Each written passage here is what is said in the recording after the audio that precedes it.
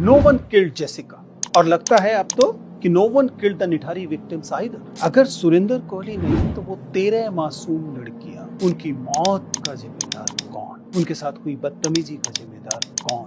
इस 19 साल पुराने निठारी केस में सुप्रीम कोर्ट ने सुरेंद्र कोहली को सभी 13 मामलों में बरी कर दिया है और इस पर गुस्सा आना चाहिए क्योंकि 2006 में इस केस ने पूरे देश में दहशत फैला दी थी। ये नाबालिग लड़कियां गायब हो गई, उनके कंकाल मिले, खबरें उस समय रक्त जमा देती थी। फांसी की सजा हो चुकी थी और उसके बाद वो लाइफ इम्प्रिजनमेंट की सजा हो चुकी थी और अब सबूतों की कमी बताकर पूरी तरह से एक्विटल कर दी। मेरा सवाल ये नहीं है कि वो दोषी है या नहीं। अगर सुप्रीम कोर्ट कह रहा है कि दोषी नहीं है तो मान लेते हैं दोषी नहीं, लेकिन सवाल ये है कि क्या वाकई हमारी जांच इतनी कमजोर थी और सिस्टम ने उन 13 लड़कियों को कोई न्याय दिलाया क्या? अगर ये लोग दोषी नहीं थे तो दोषी इसका मतलब तब से आज तक बाहर घूम रहे हैं और कितनी और लड़कियां, कितनी और बच्चियां उनके शिकार बन रही होंगी। इससे उन्हें पकड़ने की जिम्मेदारी किसकी थी? वो जिम्मेदारी पूरी क्यों नहीं? क्योंकि सुप्रीम कोर्ट ने तो साफ-साफ कह दिया कि conviction can not rest on conjectures. My question as citizen is कि वे दोषी कहां हैं?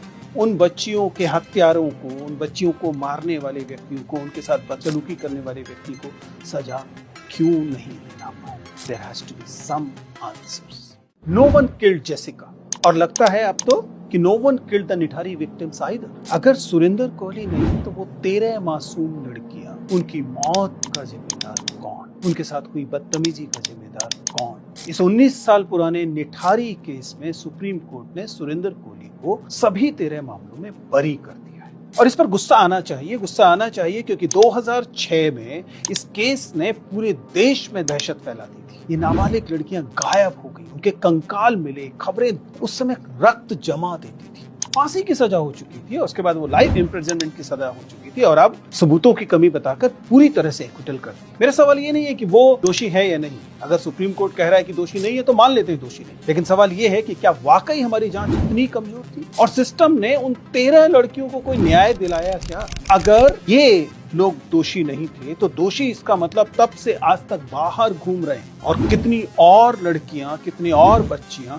उनके शिकार बन रही होंगी। इससे उन्हें पकड़ने की जिम्मेदारी किसकी थी? वो जिम्मेदारी पूरी क्यों नहीं? क्योंकि सुप्रीम कोर्ट ने तो साफ-साफ कह दिया कि conviction can not rest on conjectures. My question as citizen is कि वे दोषी कहां हैं?